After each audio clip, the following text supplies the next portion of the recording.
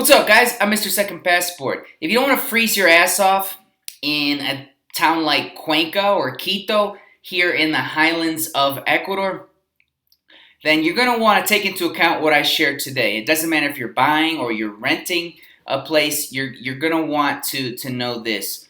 In these high Andean towns down here, technically we're in the tropics, and so almost no one has heat in the homes. Yet it doesn't mean you can't freeze your butt off in these high Andean towns like Quito, Cuenca, Otavalo, Riobamba, or Ambato, or wherever.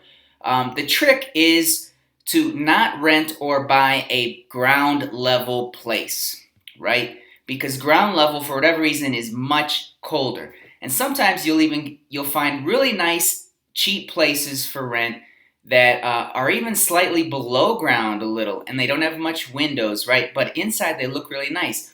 Well, actually, they can be quite humid and cold as hell, right? So if hell is cold. But anyway, they're really cold.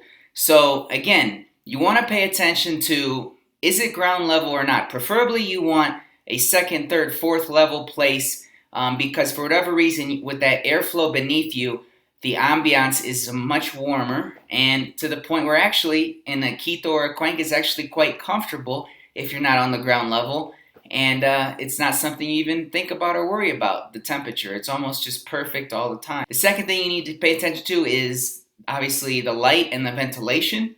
A lot of less expensive places in Ecuador maybe won't have a whole lot of light and ventilation, which can obviously affect how damp and cold it can be inside for you. And number three would be obviously the flooring, right? So if you're on ground level with not much ventilation or light, and then the dampness is coming in, and then you have a tile flooring, then it's going to be really, really cold in there, right? Like an ice box almost.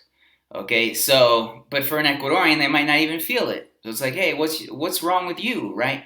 They might ask you, oh, you're cold? No, it's not that bad.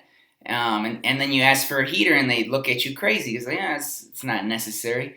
But anyway, a tile flooring is going to be much colder than, say, a false wood flooring that sits on top of the main floor, things like that. So again, all these factors can add up to a really cold place, even though it might look quite nice on the inside. So again, things you want to take into account before choosing a place to live so you don't freeze to death here in Ecuador, in the highlands specifically. I'm Mr. Second Passport. If you like this, don't forget to subscribe and the like button below. Take care.